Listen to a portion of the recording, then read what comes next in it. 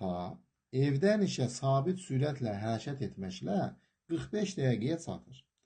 Ata saat 9-da evdən çıxır. Yolun 3/2 hissəsini getdikdən sonra müəllim. Mükəmməl bir üsul deyəcəm. Deyəsən ki, Elmin müəllim, müthişsiz. Sağ olay müəllim, minnətdaram. Gör necə izah edirəm. Normalda 45 dəqiqəyə çatır, yolun 3/2 hissəsi deyilir, yolu 3 yerə bölürəm. 1, 2 və 3. Sabit sürətlə gedir deyə hər bir araya eyni qədər zaman sərf edəcək. Yəni 45-i 3 yerə böldümsə, bura 15 dəqiqədir, bura 15 dəqiqədir, bura 15 dəqiqədir. İndi rəngi dəyişirəm. Sənə deyirəm ki, ata evdən yola çıxdı. Saat 9-da evdən çıxır. Yolun 3/2 hissəsi. Yolun 3/2 hissəsi bax buradan bura qədərdir. Yəni 30 dəqiqə getdi. Bura çatanda, bax bu hissəyə çatanda. Bu hissəyə çatanda yadına düşdü ki, bay, mənim başıma xeyir, sənədlər qalıb evdə. Bura qədər getmişdi. Təzədən buradan geri qayıtdı. Yəni 30 dəqiqədə qayıtmağa sərf elədi. Plus. Evdə 10 dəqiqə axtardı, şifaneyr, yükün arxası. Evdə 10 dəqiqə yastığın altı, 10 dəqiqə sənədlərini axtardı. Plusun. Daha sonra yenə evdən çıxdı, gəldi birbaşa iş yerinə. Evdən iş yerinə qədər məsafə 45 dəqiqəlik məsafədir. Bunların hamısının cəmi neçədir müəllimlər? 115 dəqiqədir. 115 dəqiqəni saatla ifadə eləsək, 60-a bölərik. Bu olacaq 1 saat 55 dəqiqə. İndi, ata saat neçədə işə çatar? Ay müəllim, saat 9-da yola çıxıb, 1 saat 55 dəqiqə yolda olub. Deməli, bu olacaq neçə? Olacaq 10:55. Yəni, hansı variant? 4-cü sual üçün doğru cavab Y variantıdır. Buyur müəllim, suala bax.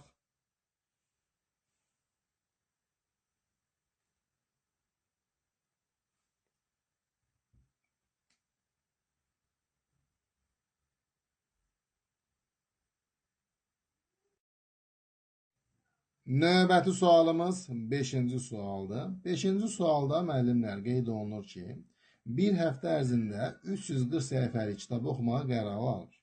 Bura yazıram 1, 2, 3, 4, 5, 6, 7.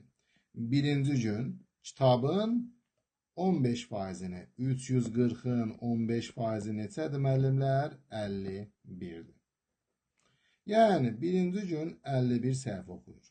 Növbəti 6 gün ərzində hər gün əvvəlkindən 4 səhifə az. 51-dən 4-ü çıxsan 47, 4 çıxsan 43, 4 çıxsan 39, 35, 31, 27. İndi gəlin görək cəmi nə qədər oxundu. Bunların hamısını topla 51, 47, 43, 39, 35, 31, 27. Bunların cəmi neçə edəcək müəllimlər?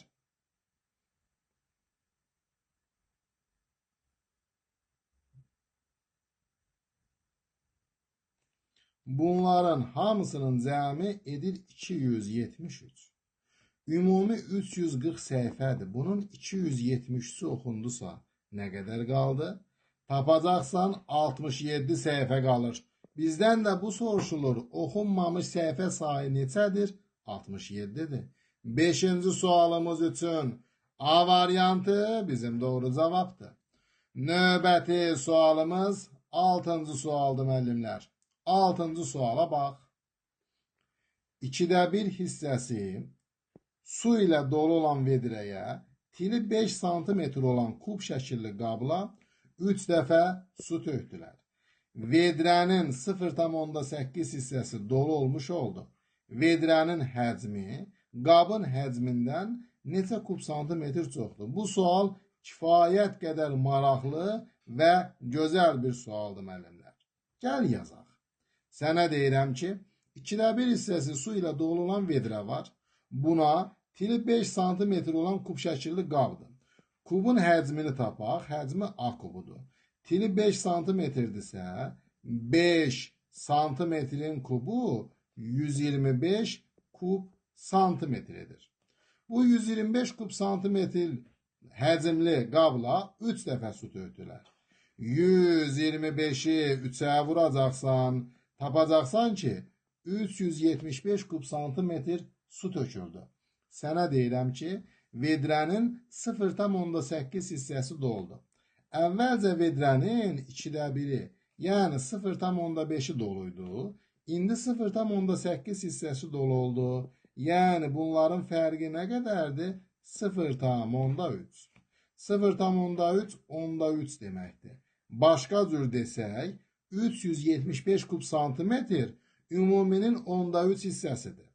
Onda 3 hissəsi 375 olan ədədi tapacaqsan müəllim. 375'i vuracaqsan 3'də 10'a. Hesablama aparaq müəllimlər. 375'i 10'a vurub 3'ə böləcəksən. Bu bərabərdir 1250 kub santimetr. Bu vedrənin tutumudur. Vedrənin ümumi tutumudur. Biraz yaxşı yazmadım. Elmi müəllim yox, yaxşıdır. Çox sağ olay müəllim. Vedrənin tutumunu 1250 tapmışıq. Bir dənə qabın tutumu isə 125'dir. Bunların fərqini soruşuram. 1250'dən 125'i çıxacaqsan müəllimlər. Bunların fərqi olacaq 1125. Doğru cavab B variantıdır. Gözəl sualdır müəllimlər. Fərqli formada yazmaq olar mı? Olar. Başqa yollarla da yaza bilərsiniz.